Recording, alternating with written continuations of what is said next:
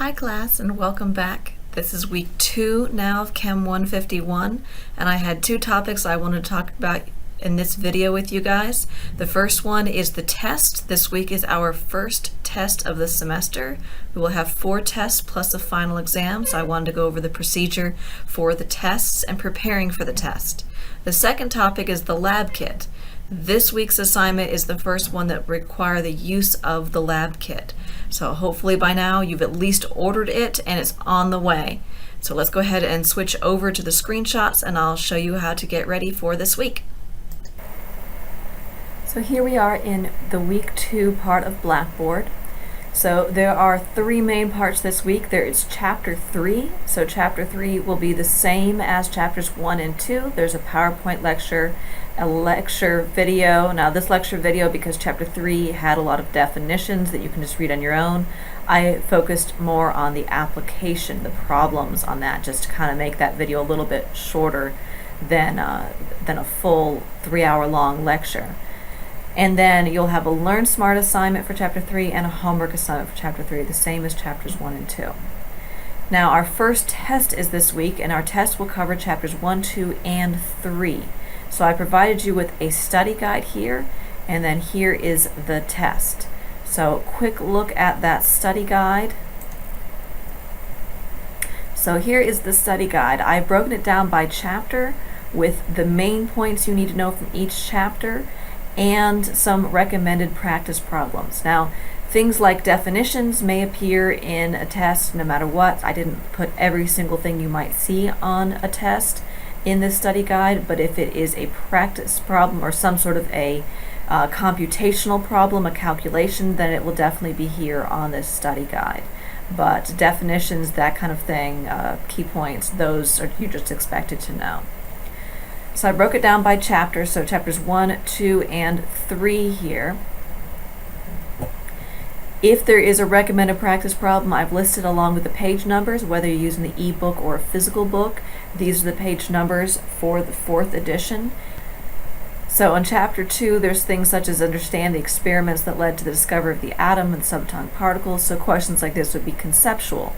Know each of the experiments that were talked about in chapter 2. Know who the scientists were, what their experiments were, what each experiment determined. So these would be in-depth conceptual questions. Now, the test is going to be all fill-in-the-blank, multiple choice type questions. It's not going to be short essay, but you do need to be able to show that you have an understanding of the concepts, not just the general definitions, in order to answer these questions.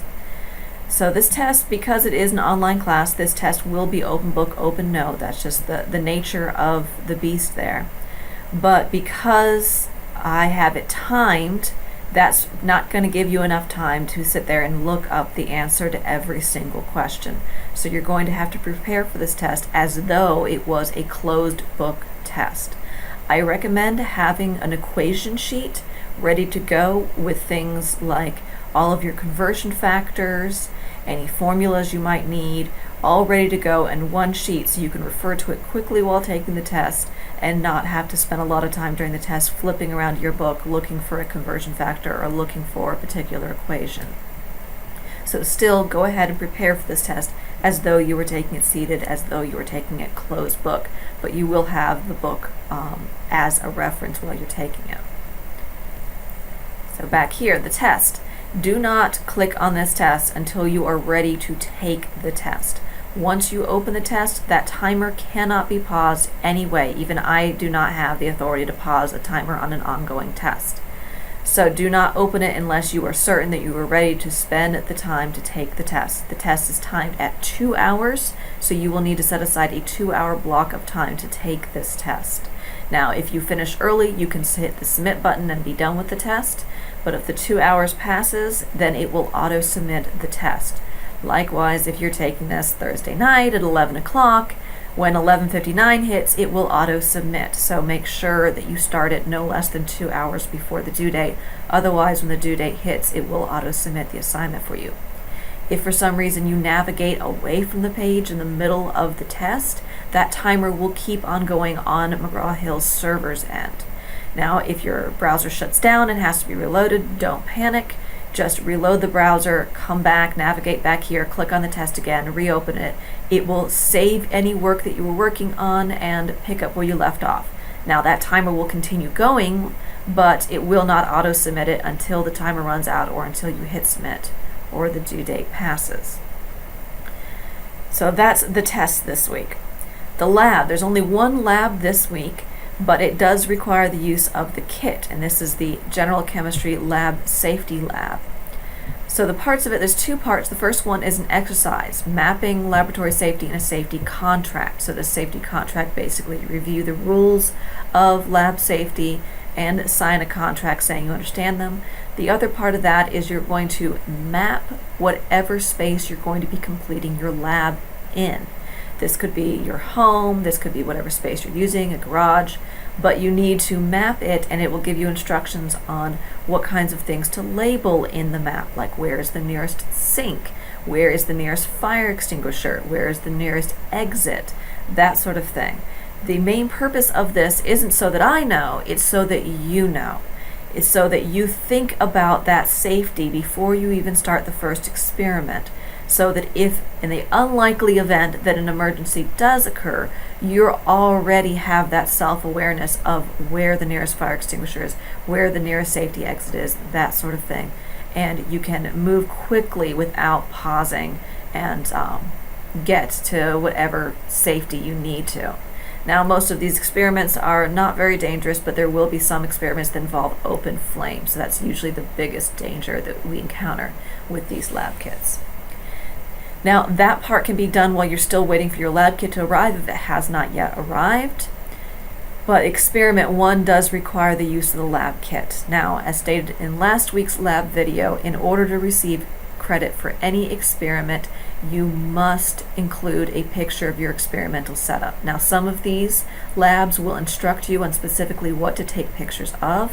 If there are not instructions specifically that say what to take a picture of, just take a picture of your experimental setup and what the results of the experiment are, and attach that. Now, as explained in that first video, please don't attach them as separate images because that ends up with a whole bunch of files I have to download separately, so please just copy and paste those images directly into the body of the paper, and that goes the same thing with the lab safety map.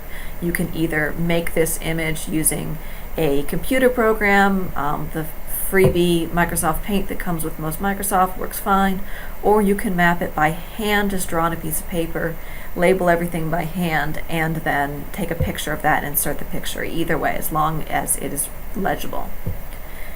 Now, this experiment, both of these should not take very long, so I'm giving you extra time this week to prepare for the test, and because Chapter 3 is a bit more of a challenging chapter than previous chapters.